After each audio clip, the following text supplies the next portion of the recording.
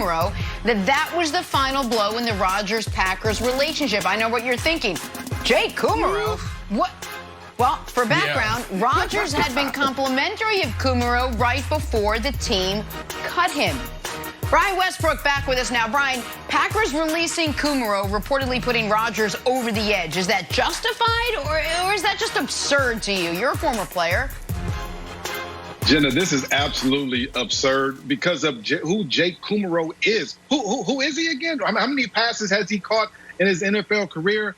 But, you know, on the other side, he was Aaron Rodgers' friend. He's a guy that Aaron Rodgers complimented. So you have to understand that. The truth is, Aaron Rodgers should be involved in personnel decisions. He should be involved in some of the things that, the team is going to do. His input should be valued because he's just a three-time MVP. He's just a guy that has a Super Bowl championship ring. He also is the face of your franchise.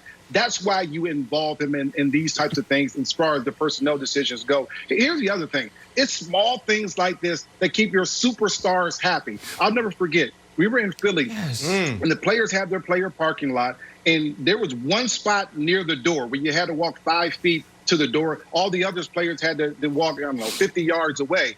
And when T.O. came, guess whose spot that was? That was T.O.'s spot. And that was absolutely okay because that kept T.O. happy. It's small things like that that keep players happy, especially the super talented players happy. And you have to do those types of things if you're a coach, if you're a GM, if you're a franchise, to keep those guys happy. That's what you got to do. And whatever, at this point, whatever Aaron Rodgers wants, Aaron Rodgers should receive in Green Bay. And again, it's not even whatever he wants. How about anything? Brian Gutekunst gets there, the very first thing he does is cuts Jordy Nelson. That ain't a great start to our relationship. Rodgers told him as much. His next major decision is trading up to draft Aaron Rodgers' replacement before Aaron Rodgers' contract extension has even kicked in. Months after drafting his replacement, you can't keep Jake Kumerow, who ended up signing for $580,000. You can't find the $600,000 as just something of an olive branch. And the idea that this is, oh my God, this is diva behavior. First of all, it's not. Second of all, who cares if it is? But ace pitchers in Major League Baseball very often have a personal catcher. That is a 25-man roster. One of the 25 is just because our star pitcher likes you, wants you, needs you. In the NBA, teams that don't even employ Giannis employ his brother at hopes of one day employing him. And his own team employs his other brother because they do employ him.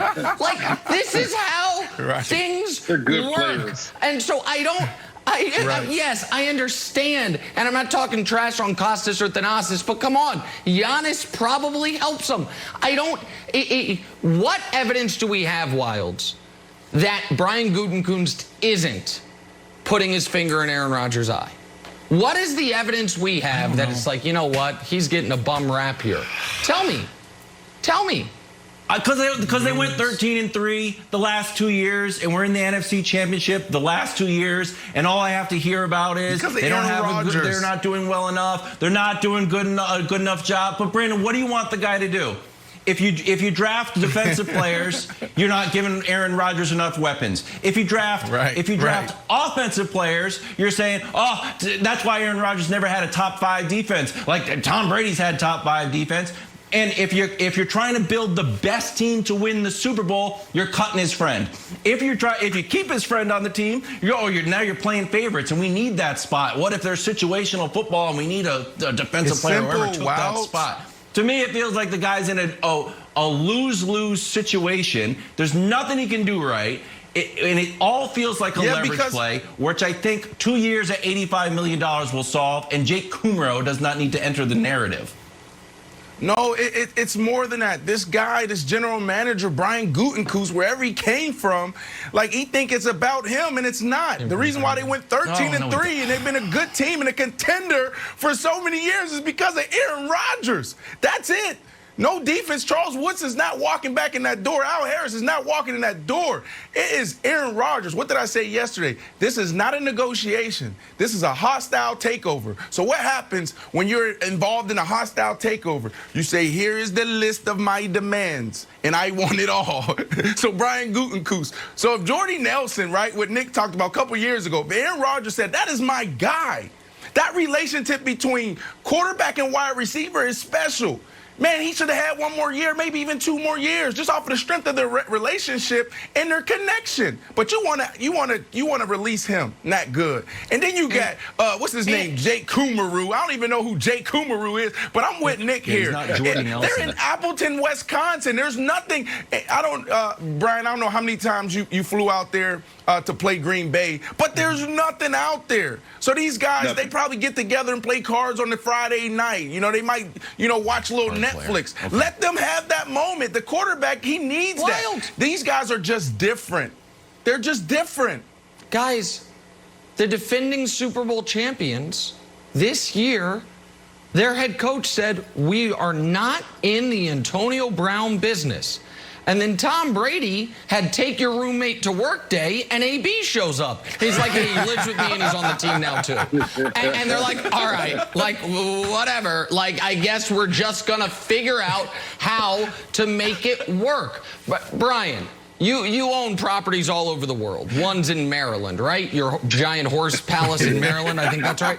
All right, I'm sure you have a way that you always drive there.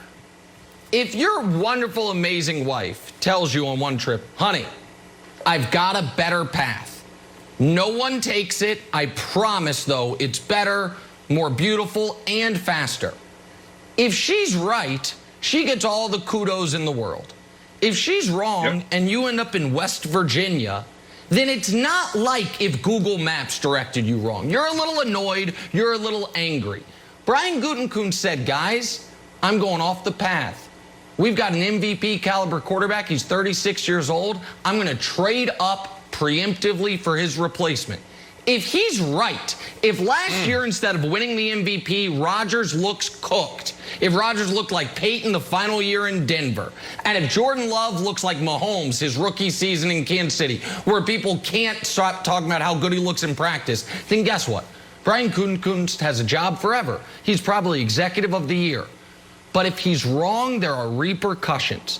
And I don't understand why folks, Brian, want to act like it can be all benefit when you take a massive swing. If you take a home run swing, sometimes you not only strike out, you lose control of the bat and it hits the third base coach. Like, that's a risk. And right now, this swing has ended up concussing a teammate. Brian Gutekunst has to own that. And the fact that after it happened, he couldn't even say, all right, well, Kumerow, you can stay, because that'll maybe solve things a little bit.